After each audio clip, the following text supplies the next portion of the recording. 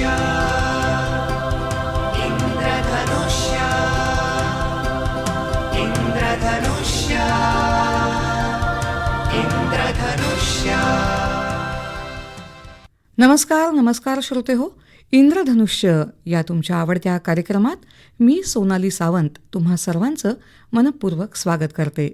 श्रोते हो, आपण सगळेजण कोकणात राहतो. त्यातूनही रत्नागिरी आणि सिंधुदुर्ग इथल्या कातळ भाग असणाऱ्या जमिनीवर सापांच्या वेगवेगळ्या जाती आपण अनेकदा बघतो. या सापांना मारण्यासाठी पूर्वीच्या काळी प्रत्येक घरात कांबेरू नावाचं हत्यार असायचं.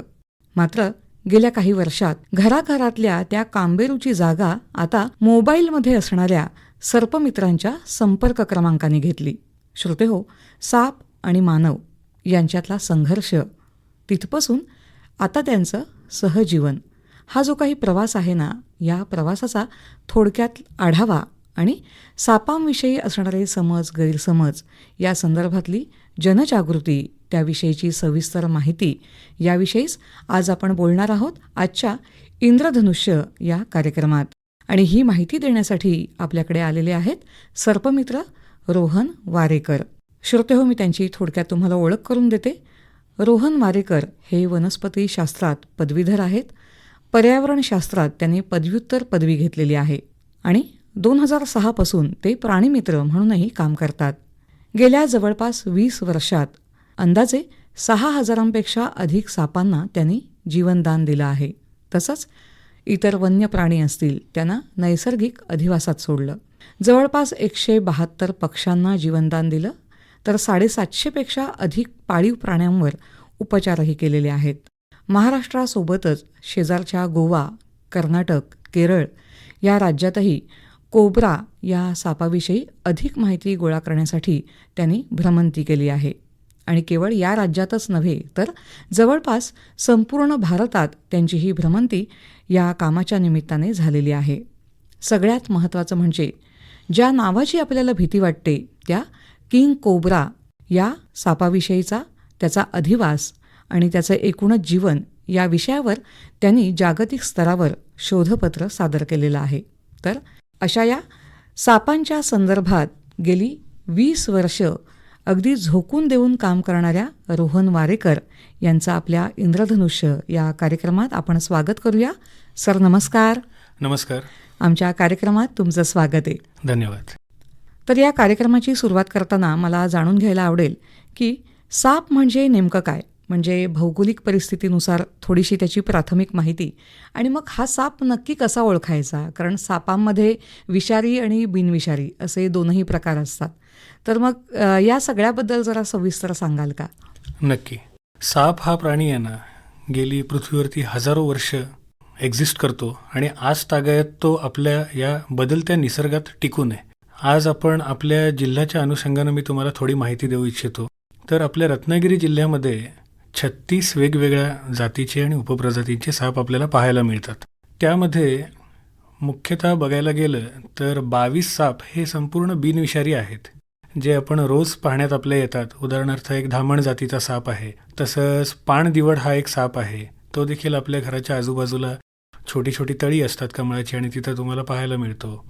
त्यानंतर एकदम बिनविषारी पण मोठा असा अजगर हा साप तुम्हाला आपल्या रत्नागिरीमध्ये सर्वत्र पाहायला मिळतो. पण घाबरून जाण्यासारखं नाही, तर हे सगळे हे बिनविषारी साप आहेत. त्यानंतर निमविषारी सापांमध्ये आपल्याकडे 6 जाती आणि त्यांच्या काही उपप्रजाती मिळतात. त्यामध्ये मांजऱ्या जातीचा साप आहे, त्याच्यामध्ये त्याच्या 4 उपप्रजाती देखील आहेत. त्यानंतर महत्त्वाचा विषय येतो तो विषारी सापांचा. त्यामध्ये आपल्याकडे प्रामुख्यानं एक म्हणजे नाग, दुसरा घोणस, मण्यार आणि फुरस. आणि झाडावरचा एक बघायला गेला 5वा, पण त्याच्या चावण्याच्या केसेस फार कमी आहेत म्हणून प्राथमिकतेमध्ये त्याचा उल्लेख येत नाही. तो म्हणजे चापडा जातीचा साप आहे. पण रत्नागिरीची भौगोलिक परिस्थिती म्हटलं म्हणून सांगतो, तर आपल्याला खूप मोठा समुद्रकिनारा लाभला आहे. आणि जसे हे विषारी सापांपर्यंत आपला प्रवास आता आला, तसंच त्याच्या पुढे येतो अतिविषारी सापांचा प्रवास. अच्छा. तर रत्नागिरी जिल्ह्याला या जो मोठा समुद्रकिनारा लाभलेला आहे त्यामध्ये 4 वेगवेगळे जहाल विषारी साप देखील पाहायला मिळतात. ते आहेत समुद्री सर्प, short sea snake, hook nose sea snake, blue lip sea krait आणि येलो बेली सी स्नेक. हे असे 4 जहाल विषारी साप आपल्याला रत्नागिरीमध्ये पाहायला मिळतात. विषारी आणि बिनविषारी साप ओळखायचे कसे, तर आम्ही आमच्या भाषेमध्ये त्याला नेचर इंडिकेटर्स बोलतो. विषारी सापांमध्ये नाग बघायला गेलं तुम्ही हं. तर तो फणा काढतो आणि फुतकारतो, म्हणजे तो असं सांगू इच्छितो की माझ्यापासून तुम्ही लांब राहा. घोणस हा साप बघितला तर तो कुकरच्या शिटीसारखा आवाज करतो. म्हणजे मी सांगतो कसं ते,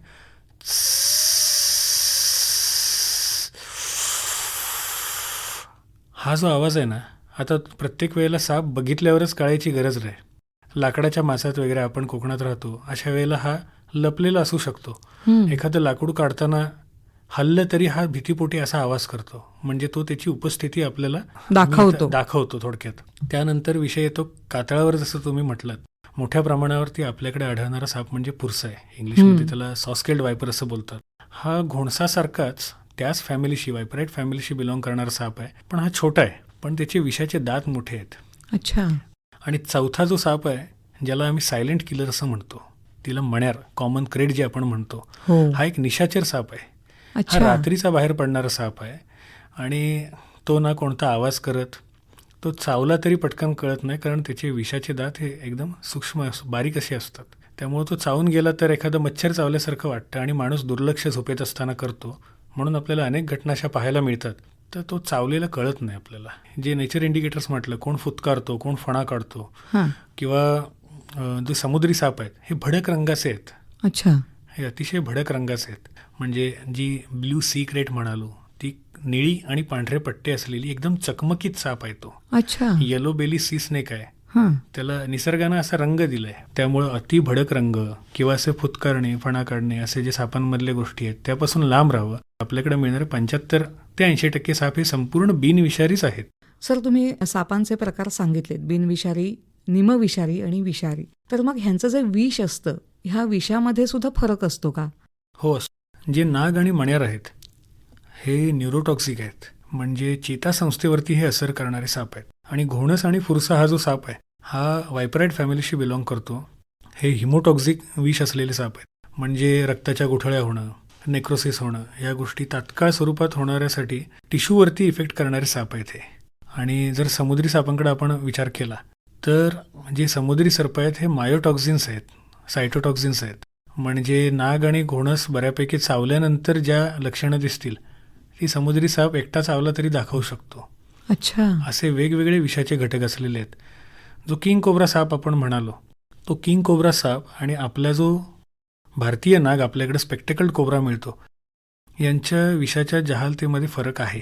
तरीसुद्धा किंग कोब्राचं विषय ना हे आपल्या नागापेक्षा कमी जहाल आहे असं म्हटलं जातं.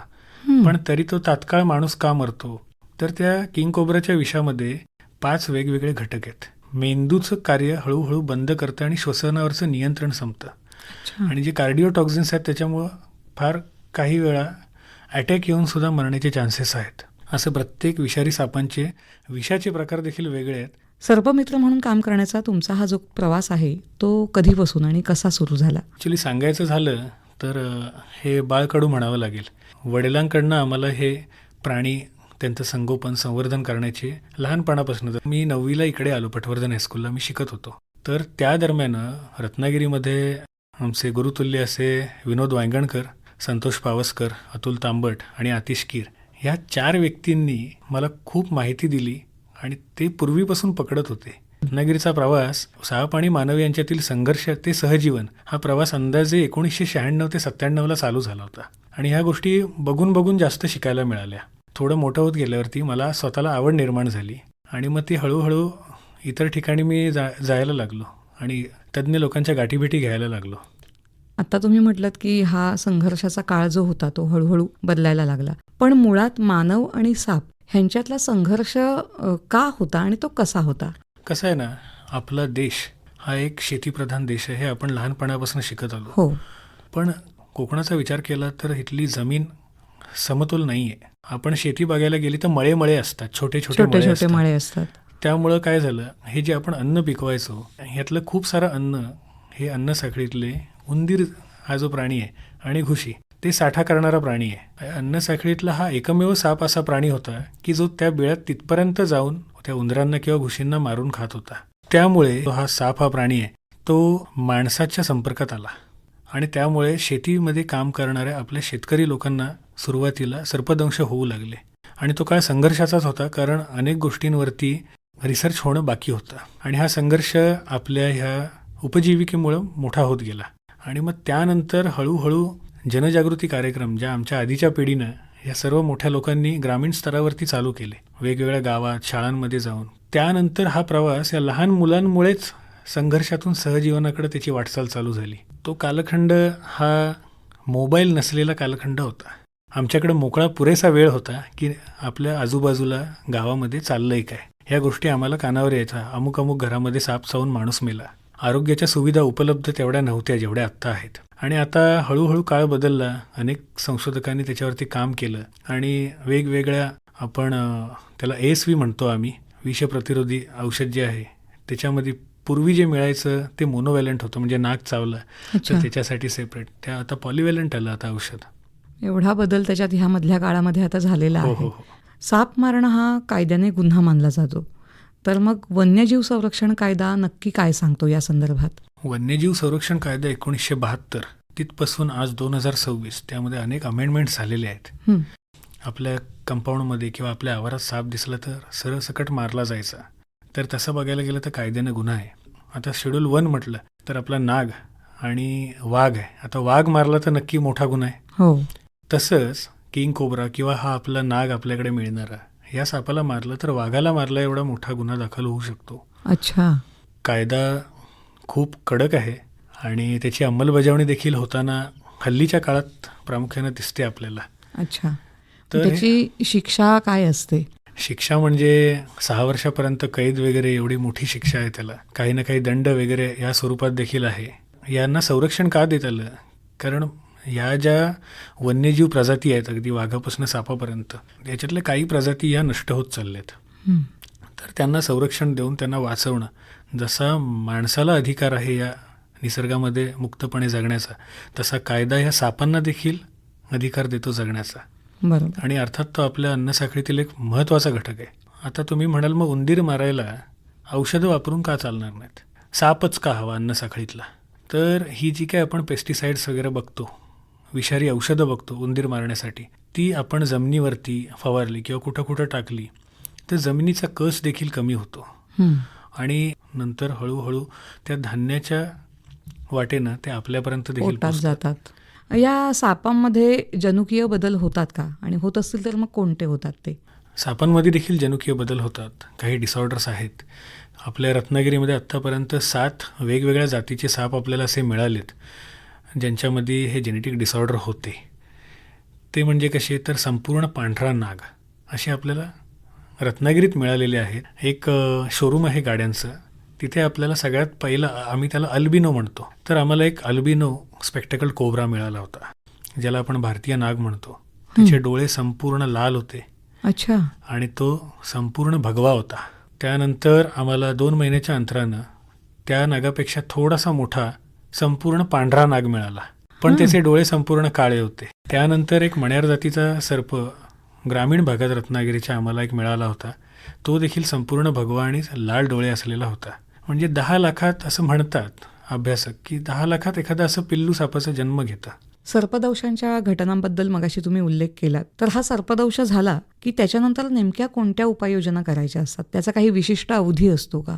काय काय करायला लागतं नेमकं? खरं आहे.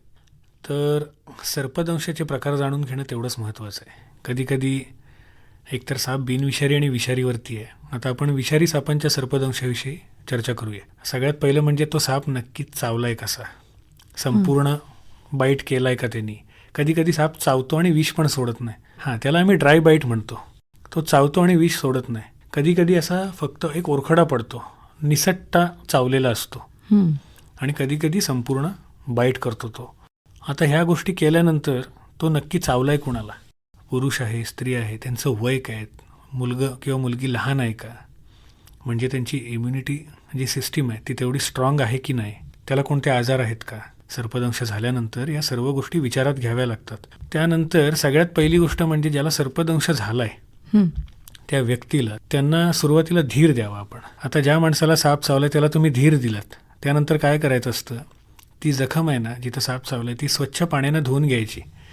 आता ह्याच्यासाठी वेळ तिथं फुकट घालवायचा नसतो, ह्या चालीवर करण्याच्या गोष्टी आहेत. अच्छा. क्रेप बँडेज एखादी घेतली, हाताला चावलाय तर दंडाच्या इथं पूर्ण घट्ट नव्हे, थोडीशी त्याच्या मनाच्या समाधानासाठी तरी बांधावी असं मी म्हणतो. म्हणजे त्या माणसाला वाटतं अरे आता इथनं पुढे वीज जाऊ शकत नाही, आणि ते मानसिकता तयार होते की आपल्याला काही होत नाही. पायाला चावला तर मांडीच्या इथं, असं का म्हणतो, तर इथं एकच हाड आहे आपलं.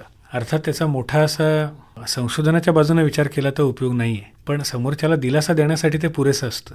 आणि कमीत कमी वेळेमध्ये, जसा ॲक्सिडेंट झाल्यानंतर गोल्डन आवर म्हटला जातो, तसा सर्पदंशामध्ये देखील प्राथमिक वेळ ही फार गरजेची आहे. अच्छा. शक्य तेवढ्या लवकर त्याला ASV मिळणं फार गरजेचं आहे. त्यामुळं त्या माणसाला कोणत्याही तांत्रिक मांत्रिकाकडे न नेता जवळच्या सरकारी रुग्णालयामध्ये घेऊन जाणं ही महत्त्वाची गोष्ट आहे.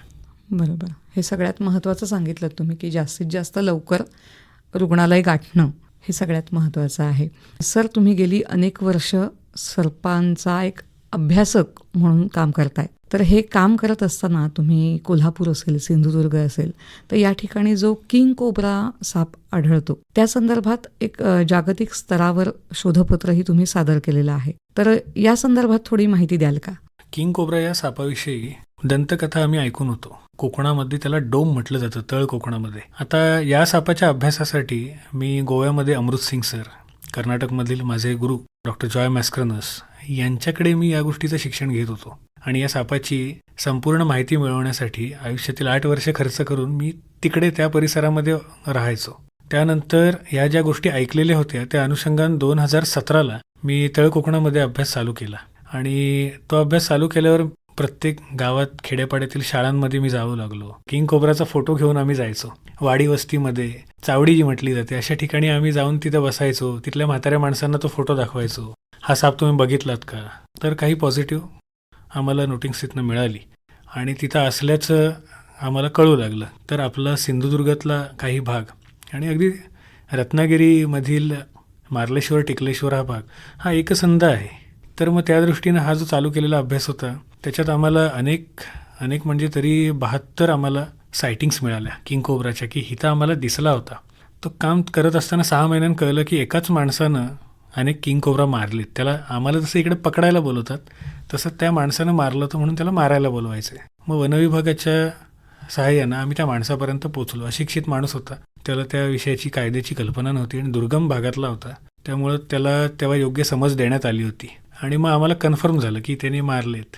आणि त्याच काळामध्ये एक मारला गेला अशी आम्हाला बातमी आली आणि आम्ही पोचलो. अर्थात ज्यांनी मारला तो आम्हाला मिळाला नाही वनविभागाला आणि आम्हाला, पण आम्हाला साप मिळाला मेलेला. तर साप मिळाला तो आम्ही आयडेंटिफाय केला, किंग कोब्राच होता. त्याची साधारण 11.5 फूट लांबी होती आणि भीतीपोटीच मारून टाकला होता शेतात आला म्हणून. हा विषय आहे दोडामार्गमधला. त्या दोडामार्गमध्ये आम्हाला सगळ्यात पहिला हा साप आढळून आला. आणि मग तिलारी हा घाट, याच्यावरती आमचा अभ्यासाचा आम्ही केंद्र म्हणून फोकस करावं लागलं. पण तोच भाग घाट चढून गेलं की कोल्हापूर जिल्हा चंदगडमध्ये यायचं. ते अभ्यासाच्या अनुषंगाने काम करत असताना 2018-19ला पहिला किंग कोब्रा वाचवण्यात आम्हाला यश आलं.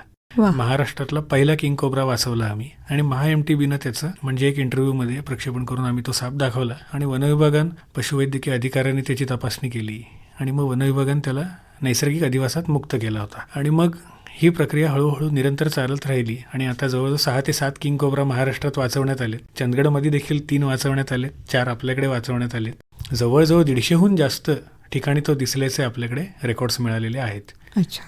किंग कोब्रा हा जो साप आहे हा अतिशय बुद्धिमान साप आहे. कारण इतर सापांमध्ये तो राजा का, तर सापांमध्ये किंग कोब्रा एक मोठं डोकं आणि मोठा मेंदू असलेला साप आहे. तो इतर सापांसारखं अंडी घालून किंवा पिल्लं झाल्यानंतर निघून जात नाही. तर त्या सापाची जी मादी आहे, अंड्यामधून पिल्लू बाहेर येणार आहे अशा क्षणी ती तिथनं निघून जाते. तोपर्यंत त्या घरट्याची ती काळजी घेते, संरक्षण करते. सापांबद्दल लोकांच्या मनात अनेक गैरसमज असतात. जसं की नागाच्या डोक्यावर नागमणी असतो, हरणटोळ जातीचा जो साप आहे तो टाळूला चावतो किंवा साप डूख धरतो. तर असे अनेक गैरसमज आहेत, अंधश्रद्धा आहेत. तर या संदर्भात थोडं जरा सविस्तर सांगाल का? एक एक करून सांगतो. आता नागाचा विषय आहे तो नागमणीचा. तर अभ्यासादरम्यान तरी असं आम्हाला आजपर्यंत काही मिळालेलं नाही आहे. पण काही ठिकाणी वेगवेगळ्या फळांच्या बिया म्हणा किंवा काय ज्या घासून पॉलिश केलेले असतात, तर काही समाजातील उपद्रवी माणसं तो नागमणी असल्याचं भासवून त्याच्यातनं आर्थिक काही फायदा होतो का हे बघण्यासाठी या गोष्टी त्यांनी समोर आणल्या. पण तसं नाही आहे, नागमणी वगैरे असं काय नाही. डूग धरतो म्हणतात ना, पाटणा आला आणि चावला. त्याविषयी असं सांगेन की सापांच्या मिलन काळामध्ये मादीकडून एक स्त्रव बाहेर पडत असतो. अशा वेळेला पायवाटेनं चालताना वगैरे त्याच्यावरनं आपली चप्पल वगैरे घरापर्यंत आली तर त्या गंधकणांचा पाठलाग करत एखादा साप आपल्यापर्यंत येऊ शकतो. हां. पण तो डिवचला गेलाय किंवा काय गेलाय एवढं लक्षात ठेवून काम करण्या एवढे हे इतर सापांचा मेंदू विकसित नाहीये. हरणटोळ हा साप तुम्ही म्हणालात, तर हा साप झाडावर राहणारा साप आहे, वेली बिलींवर, आणि वेलीसारखाच असतो. एकदम छोटा, पातळ तोंड असं त्याचं, त्रिकोणी, पण अत्यंत नाजूक. तो एक निमविषारी साप आहे. पण माणसाला चावला तर त्याचा काहीही इफेक्ट होत नाही. ते छोटे छोटे पाली, सरडे किंवा छोटे पक्षी जे ते पकडतात त्यांचं भक्ष्य म्हणून, त्यांना तात्पुरती गुंगी येण्यापुरती, अन्न ग्रहण करण्यापूर्वी तेवढंच ते काम करणार आहे. हे रेअर फँग स्पेसिस आहे. अच्छा. त्यांचे विषदंत आहेत ना, हे डोळ्याच्या पाठी असे खालती असलेले आहेत जबड्यामध्ये. म्हणजे इतर विषारी सापांसारखे ते नाही काम करत. अच्छा. असं आहे. म्हणजे थोडक्यात ते अंधश्रद्धा आहे. ते टाळू वगैरे नाही फोडू शकत. कारण आम्ही हे साप जेव्हा हातातनं बरणीतनं भरून आणतो तेव्हा ते बरणीला जरी नाक लावलं तरी ते नाक वाकडं होत असतं त्याचं. सर, हे काम करताना तुम्हाला वनविभागाचं जे सहकार्य लागतं तर ते कसं मिळतं, आणि या संदर्भातली जी जनजागृती आहे तर ती जनजागृती तुम्ही कशी करता? आता मी जवळजवळ 18 ते 20 वर्ष हा माझा कार्यकाळ आहे. त्यामध्ये मी सुरुवातीला छोट्या छोट्या ग्रामीण भागातील शाळा, शहरी भागातील शाळा यामध्ये आम्ही जनजागृती कार्यक्रम चालू केले. आणि वनविभाग आणि या सर्पमित्र आणि आमची संस्था म्हणजे सर्प इंडिया आणि वाईल्ड लाईफ सर्वायव्हर्स या 2 संस्था आणि वनविभागात यांच्या संयुक्त विद्यमानं आम्ही हे जनजागृती कार्यक्रम पार पाडत आलेलो आहे. अच्छा. आणि वनविभागाचं सहकार्य, त्यांचं मार्गदर्शन देखील या विषयात फार मोठं आहे. आज आम्ही जे रत्नागिरीमध्ये इतके वर्ष साप वाचवतोय त्याचा प्रॉपर डेटा मेंटेन केलेला आहे. अच्छा. हां, तो कुणाकडे पकडला, त्यांचा संपूर्ण पत्ता, कॉलर कोण होता, त्याचं संपूर्ण नाव, त्यांचा फोन नंबर, कुठे पकडला, किती वाजता पकडला, त्याचं जिओ टॅग लोकेशन्स, तो कोणत्या जातीचा होता, कोणी पकडला, आणि सोडण्यासाठी वनविभागाचा माणूस कोण गेला हँडओव्हर केल्यानंतर, एवढा प्रॉपर डेटा मेंटेन केला जातो. त्यामुळे शंकेला वाव राहत नाही. बरोबर. आणि वनविभाग देखील सर्व कार्यक्रम असतात. आता पक्षीमित्र संमेलन असू दे किंवा सर्पमित्र संमेलन असू दे, त्यात आम्हाला कधीही न वगळता कायम आमच्या पाठीशी उभे राहत आलेले आहेत. थोडक्यात सांगायचं झालं तर जे पाठबळ आवश्यक आहे त्याच्यापेक्षा जास्त त्यांनी आम्हाला दिलं आहे. वा, खूप महत्त्वाचं आहे. सर, या अनुषंगाने एक विचारावं असं वाटतं की समजा एखाद्याकडे सर्पमित्राचा नंबर नाही आहे, हो, तर वनविभागाची अशी कोणती हेल्पलाईन आहे का? एक हेल्पलाईन आहे, 1926 हा जो नंबर आहे. 1926. हां, या हेल्पलाईन नंबरला फोन केला की तात्काळ कोणताही वन्यजीव असो, साप असो, तर वनविभागाकडनं तुम्ही या नंबरला फोन केला की तात्काळ त्याच्यावरती कार्यवाही करण्यात येते. स्टाफ आणि आमच्यासारखे एक प्राणीमित्र किंवा सर्पमित्र आम्ही त्या ठिकाणी जाऊन त्याला वाचवतो, जेणेकरून तो साप चावून माणसाला इजा होऊ नये आणि माणसाकडून साप मरून कायद्यामध्ये एखादी गोष्ट, गुन्हा निर्माण होऊ नये, त्याच्यासाठी आम्ही मधले दुवे म्हणून आम्ही काम करत असतो. श्रोतेहो, लक्षात ठेवा, 1926 ही वनविभागाची हेल्पलाईन आहे आणि या क्रमांकावर आपण आपल्या आवारात, आपल्या घराशेजारी कुठेही जर एखादा सरपटणारा प्राणी बघितला किंवा अन्य कोणता प्राणी बघितला आणि आपल्याला मदतीची आवश्यकता असेल तर या क्रमांकावर आपण संपर्क साधू शकतो आणि वनविभागामार्फत आपल्याला आवश्यक ती मदतही मिळू शकते. सर, आपण खूप काही बोललो, तुमचा कालखंड जाणून घेतला, सापांविषयी माहिती दिली, पण हे सगळं करत असताना सगळ्यात महत्त्वाची गोष्ट असते ती म्हणजे आपलं कौटुंबिक पाठबळ. तर ते सहकार्य तुम्हाला कसं मिळतं? खरं आहे. मी स्वतःला भाग्यवान समजतो की माझे आईवडील हे निसर्गाकडे आणि म्हणजे ह्या सर्व प्राण्यांकडे भूतदया हा जो विषय आहे, तर त्यांच्या मनात खूप मोठं प्रेम आहे. त्यांचं मन फार मोठं आहे. कारण लहानाचं मोठं होताना मी बघितलं आहे, ॲक्सिडेंट झालेली गाय वासरू असू दे, कुत्रे असू देत, शेळी मांजरं असू देत, विहिरीत पडलेले काही प्राणी असू देत, तर माझे वडील हे सगळे सोडवायचे. अच्छा. आणि त्यानंतर सगळ्यात मोठा वाटा होता तो माझ्या आईचा. हे जे जखमी प्राणी होते त्यांच्यावर इलाज डॉक्टर करून गेला तरी मलमपट्टी करणं, त्यांना रोज खाऊ घालणं, ह्या गोष्टी माझ्या आई करत असायची. त्यामुळं कौटुंबिक पाठबळ म्हणाल तर ह्या गोष्टी नकळत आम्ही आत्मसात करत गेलो. सर्पमित्र म्हणून काम करताना लक्षात राहिलेला एखादा अनुभव सांगाल का? असे जोखमीचे अनुभव आहेत हे सगळे. त्यातला मी आत्ता एकच सांगतो इथे. तर रत्नागिरीमध्ये क्रांतीनगर परिसरात झोपडपट्टीचा भाग आहे. तर तिथं साप होता म्हणून फोन आला आणि आम्ही पकडायला गेलो तिथे मी. तर त्या झोपडपट्टी तुम्ही बघितलं तर ते काळ्या असे प्लास्टिक टाकलेले असायचे. ते फाडताना मला दिसलं तिथं धामण जातीचा साप होता. पण तो सरकला आतमध्ये, म्हणून मी हात घातला आणि असा सापाला पकडला. तो साप मी जो पकडला त्याने लगेच दुसऱ्या बाजूनं फणा काढला. त्या एका झोपडीमध्ये आम्हाला 2 नाग आणि 1 धामण असे 3 साप मिळाले. बाप रे. आणि जे मी हे काम करतो आजपर्यंत, मी अंदाजे 125पर्यंत किंग कोब्रा साप वाचवण्याच्या रेस्क्यूमध्ये सामील झालेला माणूस आहे. तर असाच एक घटना होती.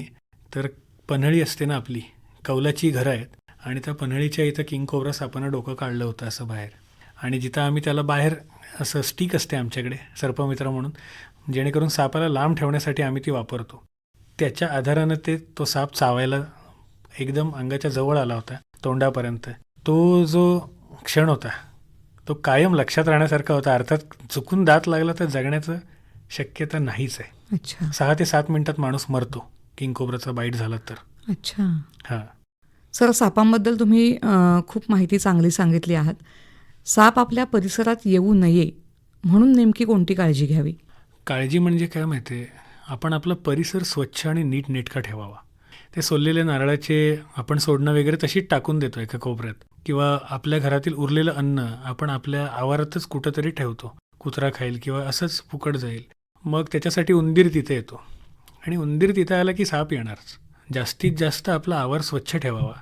त्यानंतर रात्रीच्या वेळेला आपण बाहेर पडताना शूज पायात असावे, एखादी टॉर्च असावी, एखादी काठी असावी. घुंगूर काठी पूर्वी माणसं घेऊन फिरायची. हो. आपट्यात आपट्यात चालले. सापाला कान नसले ना तर त्याचा सगळा मोठा शरीराचा भाग हा जमिनीवर असतो, त्याला व्हायब्रेशन्स कळत असतात. मग ते काठी आपट्यात आपट्यात गेले की जवळच्या आवारातले सापसुद्धा हळूहळू बाजूला निघून जायचे. आणि आत्ताच्या काळात मी उपाय असं नाही सांगत, पण कंपाऊंडच्या आजूबाजून बाजारामध्ये एक अशी औषध मिळतं पावडर फॉर्ममध्ये असलेलं, ते घराच्या परिसराच्या बांधाच्या बाजूनं असं जर टाकलं, अर्थात उग्रवासापासून हे साप दूर राहतात. असं केलं तर बऱ्यापैकी साप आपल्याकडे येणारच नाहीत. म्हणजे सर्पदंश 0 बाईटच्या दिशेनं आपण जाऊ. मग बरोबर. सर्पदंश होणारच नाही ह्याची काळजी पूर्वी प्राथमिक आपण घेणं गरजेचं आहे. बरोबर. श्रोतेहो, तुम्ही हे लक्षात ठेवा, घराच्या आजूबाजूच्या परिसराची स्वच्छता ठेवणं हे खूप महत्त्वाचं आहे. सर्पमित्र म्हणून काम करू इच्छिणाऱ्या तरुणांना आणि एकूणच नागरिकांना तुम्ही कोणता संदेश द्याल? तरुण सर्पमित्र किंवा प्राणीमित्रांना मी एक संदेश असा देईन, संपूर्ण माहिती घेतल्याशिवाय कोणत्याही नवीन सर्पमित्रांनी साप हाताळू नये. आणि नागरिकांना मी असं सांगेन की साप हा ह्या निसर्गातील आपल्या एवढाच महत्त्वाचा घटक आहे. तर हा संघर्ष संपवून आता सहजीवनाकडे आपण आलेलोच आहे, तर त्यांना त्यांचं जीवन जगू द्या. त्यांना कायद्यानं संरक्षण देखील दिलं आहे, आणि आपण आपलं जीवन जगूया. अर्थात आपण त्यामध्ये अंतर ठेवूया, साप आणि आपल्या जास्त जवळ जाऊ नये. आणि दिसला तर वनविभाग आणि आम्ही देखील सहकार्य करायला तयार आहोतच. श्रोतेहो, सर्पमित्र म्हणून काम करणाऱ्या रोहन वारेकर यांनी आपल्याला खूप सुंदर अशी माहिती दिलेली आहे. आपल्या परिसरात, आपल्या आवारात जर एखादा साप दिसला तर त्याला मारायला न जाता आपण सर्पमित्रांना बोलवू शकतो आणि त्यांना त्यांच्या नैसर्गिक अधिवासात सोडू शकतो. तिथे ते जगू शकतात आणि आपल्या घरात आपण आनंदाने जगू शकतो. सर, आमच्या या कार्यक्रमात तुम्ही सहभागी झालात आणि अतिशय उत्तम अशी सविस्तर माहिती दिलीत. त्याबद्दल आकाशवाणी परिवारातर्फे मी तुमचे आभार मानते. धन्यवाद.